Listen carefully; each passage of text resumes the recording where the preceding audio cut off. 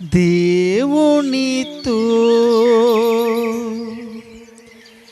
ఈ సమయం ప్రతి ఉదయం నీ ధ్యానం దేవునితో ఈ సమయం ప్రతి ఉదయం నీ ధ్యానం. మంచి దేవుడైన యేసుక్రీస్తు నామములో మీ అందరికీ శుభము కలుగునుగాక. ఆమేన్. మంచిదండి. ఈ ఉదయకాల సమయంలో మరొక్కసారి దేవుని సన్నిధిలో మనం ఇలా కలుసుకోవడానికి దేవుడిచ్చిన కృపను బట్టి దేవునికి కృతజ్ఞతలు చెల్లిస్తూ దేవుని వాక్యాన్ని మనము చదువుకుందాం. ఆదికాండ గ్రంథము 24వ అధ్యాయం మొట్టమొదటి వచనంలో ఈ మాట రాయబడి ఉంది.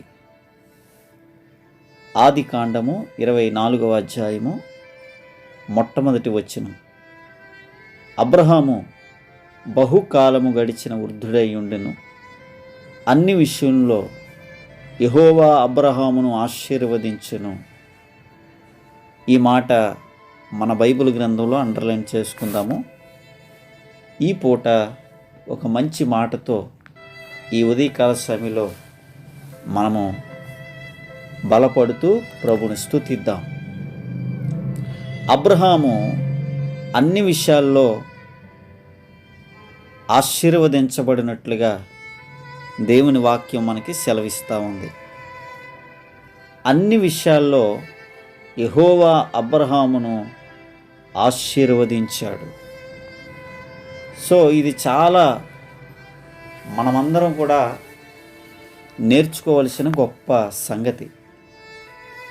ఆశీర్వాదం అనేది దేవుడే ఇవ్వాలి.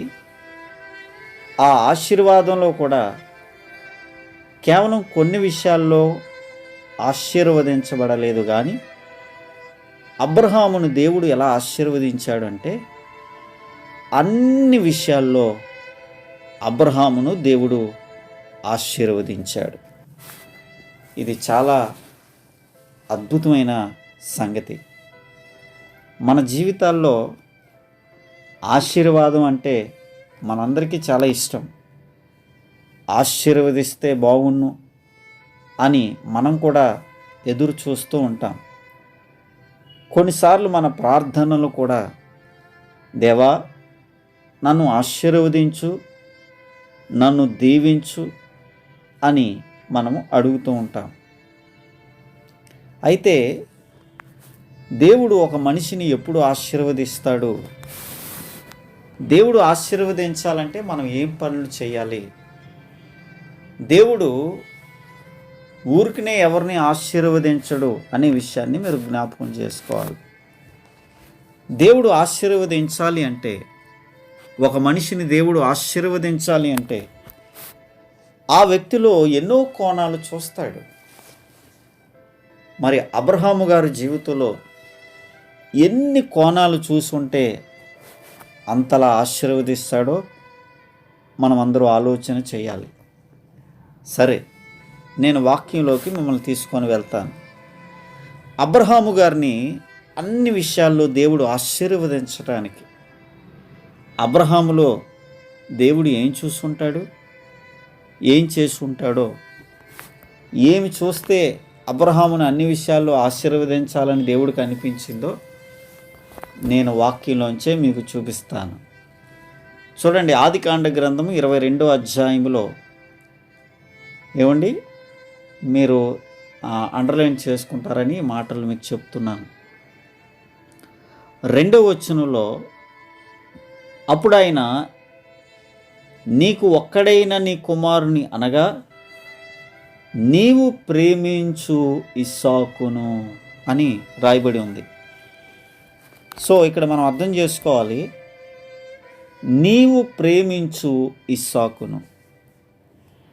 అబ్రహాము గారిని దేవుడు ఎందుకు ఆశీర్వదించాడో అనగా అన్ని విషయాల్లో ఎందుకు ఆశీర్వదించాడో మీరు అర్థం చేసుకోండి. అబ్రహామును ఆశీర్వదించడానికి అబ్రహాములో చూసిన అద్భుతమైన కోణం ఏంటంటే, తాను ఇస్సాకుని ఎంత ప్రేమించాడో అంతకంటే ఎక్కువగా దేవుణ్ణి ప్రేమించాడు. అందుకే దేవుడు పెట్టే ఆ అద్భుతమైన పరీక్షలో అబ్రహాము గారు 100% పాస్ అయినట్లుగా మనము చూస్తాం. నీవు ప్రేమించే ఇస్సాకును నాకు బలిగా ఇచ్చేయి అని దేవుడు కోరాడు. కొన్నిసార్లు మన జీవితాల్లో మనకిష్టమైందే దేవుడు కోరుకుంటూ ఉంటాడు. మనకిష్టమైన దాన్నే దేవుడు ఆశిస్తూ ఉంటాడు. అది మనం ఇవ్వడం అది చాలా ఆశీర్వాదం. మనం జీవితాల్లో ఆలోచన చేద్దాం. దేవుని కంటే మనం ఏది కూడా ఎక్కువగా ఇష్టపడడానికి వీల్లేదు. ఎందుకంటే ఈ లోకంలో ఏది మనం ఇష్టపడినా అది మధ్యలో ఆగిపోతుంది, అది మధ్యలో కాలగర్భంలో కలిసిపోతుంది. కానీ దేవుని ప్రేమ కానీ దేవుడు కానీ ఆయన మధ్యలో ఆగిపోయేవాడు కాదు. ఆయన ప్రేమలో మార్పు లేదు. కనుక మన జీవితాల్లో ఒకసారి ఆలోచన చేద్దాము. ఈ ఉదయకాల సమయంలో ఒకవేళ నువ్వు ఏదైతే ప్రేమిస్తున్నావో అది దేవుడు నిన్ను అడిగితే నువ్వు ఇవ్వగలవా? ఒకవేళ ఆయన సమయాన్ని అడుగుతాడు, అది మనం ఇవ్వగలమంటారా? అబ్రహాము ఆ పరీక్ష చాలా భయంకరమైన పరీక్ష. అబ్రహాముని సమయం అడగలేదు, ధనం అడగలేదు, తాను ఎంతో ప్రాణంగా ప్రేమించిన తన కుమారుని అడిగాడు. మరి అదే పరీక్ష మనల్ని పెడితే 100% మనం ఫెయిల్ అయిపోతాం. కానీ ఈ కాలంలో దేవుడు మనకు అలాంటి పరీక్షలు పెట్టడు. కానీ ఒకవేళ పరీక్షే పెట్టగలిగితే, ఈ మాటలు వింటున్న నీ జీవితంలో దేవుడు నీకు ఏదైనా పరీక్ష పెడితే ఆ పరీక్షలో మనం పాస్ అవుతామంటారా, ఫెయిల్ అయిపోతామంటారా? ఒకసారి ఆలోచన చేద్దాం. దేవుడు ఒక్కొక్కరికి ఒక్కొక్క రకమైన పరీక్షలు పెడుతూ ఉంటాడు. ఈ ఉదయకాల సమయంలో నీకు ఎన్నో పరీక్షలు పెట్టి ఉంటాడు.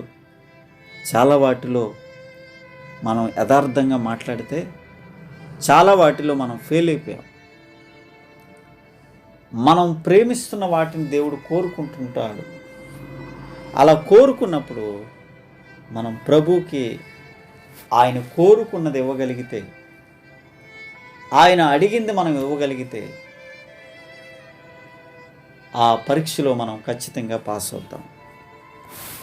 అబ్రహాం గారి జీవితంలో మనం అదే చూస్తాం. తన కుమారుణ్ణి అడిగితే తన కుమారుణ్ణి ఇవ్వడానికి ముందుకొచ్చాడు. ఈరోజు నువ్వు ముందుకు వస్తావా? దేవుడు ఏదైనా అడిగితే మనం చాలాసార్లు వెనక్కి అడుగు వేసేస్తూ ఉంటాం. ఆయనకి ఇచ్చే విషయంలో వెనకడుగు, ఆయన సన్నిధికి వచ్చే విషయంలో వెనకడుగు, ఆయన కొరకు నిలబడే విషయంలో వెనకడుగు. ఇలా చెప్పుకుంటూ పోతే మనం చాలాసార్లు మేము దేవుడికి ఏదో చేసేస్తున్నాం అనుకుంటాం. కానీ మనకు తెలియని విషయం ఏంటంటే మనము చాలా వెనకబడిపోయి ఉన్నాం. వెనకబడిపోయిన మనము ఈరోజున అంటున్నాం, దేవుడు ఇంకా నన్ను ఆశీర్వదించలేదు. దేవుడు ఎలా ఆశీర్వదిస్తాడు మనల్ని? మనం ముందడుగు వేస్తేనే కదా, దేవుని కొరకు అడుగులు వేస్తేనే కదా దేవుడు మనల్ని ఆశీర్వదించేది. అబ్రహాము గారు వేసే అడుగులు ఎంత గొప్పవంటే, తన కుమారుని సహితం బలి ఇచ్చేయడానికి అడుగులు వేశాడు. అందుకే అబ్రహాము గారిని దేవుడు ఆశీర్వదించాడు. మనము దేవుడు ప్రేమిస్తున్నాం అని చెప్పుకుంటున్నాం, దేవుడు గొప్పవాడు అని చెప్పుకుంటున్నాం, దేవుడు ఏదైనా ఇవ్వగలడు అని చెప్పుకుంటున్నాం. కానీ తిరిగి దేవుడు మనల్ని ఏదైనా అడిగితే అది మనం చేయలేకపోతున్నాం. మీరు చూడండి, ఆదికాండం 22వ అధ్యాయంలో తాను ప్రేమించిన ఇస్సాకుని ఇవ్వడానికి అబ్రహాము గారు 3వ వచనంలో తెల్లవారినప్పుడే అబ్రహాము లేచాడు. తెల్లవారుజామునే అబ్రహాము లేచి ఆ కట్టెలన్నీ రెడీ చేసుకుంటూ ఉన్నాడు. అంత మాత్రమే కాదు, ఆ కట్టెలన్నీ కొట్టుకొని చీల్చి కట్టగట్టుకొని తన పనివారిని లేపి దేవుడు తనతో చెప్పిన చోటికి వెళ్ళిపోయాడు. చాలా గొప్ప విషయం అండి. అబ్రహాము గారి జీవితంలో ఎందుకు అబ్రహాము గారిని దేవుడు అన్ని విషయాల్లో ఆశీర్వదించాడంటే, దేవుడు ఏ చోటుకి వెళ్ళమన్నాడో ఆ చోటుకే వెళ్ళాడు. అది గొప్ప సంగతి. మరి ఆ చోటు దేనికంటే అబ్రహాము యొక్క కుమారుని బలి ఇవ్వడానికి. అది బలిచ్చే చోటు. బలిచ్చే చోటు అని తెలిసిన, అది భయంకరమైన పరీక్ష అని తెలిసిన అబ్రహాము గారు పెందలకడినే తెల్లవారుజామునే లేచి సిద్ధపడ్డాడు. మనసు బాధ కలుగుతున్నా, మనసు వద్దు అని చెప్తున్నా అబ్రహాము గారు దేవుడు చెప్పిన మాట విన్నాడు. అందుకే దేవుడు అబ్రహాము గారిని అన్ని విషయాల్లో ఆశీర్వదించాడు. సో దేవుడు మనల్ని ఆశీర్వదించాలి అంటే మనం కూడా ఆయనకి ఇష్టమైనది ఏదో తెలుసుకొని అది మనం చేయగలిగితే, అలాగే ఆయన చెప్పిన పని మనం చేయగలిగితే దేవుడు మనల్ని కూడా ఆశీర్వదిస్తాడు.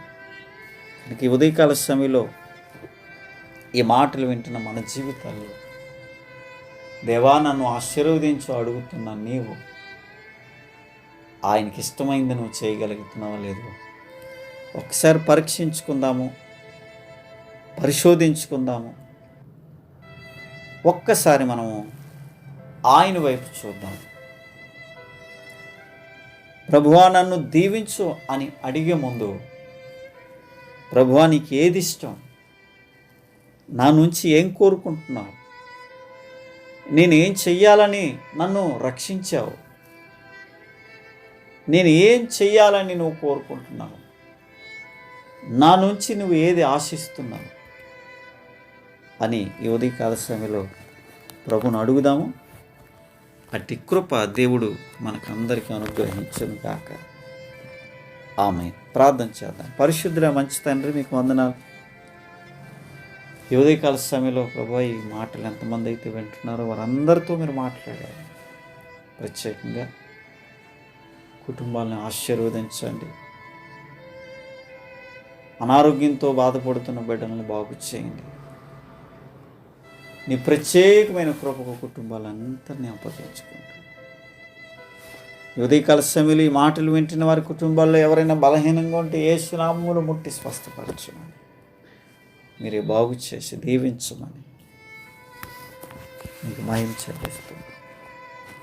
యేసు నామములో ఈ ప్రార్థన అడుగుచున్నాము తండ్రి. ఆమేన్. ఆమేన్.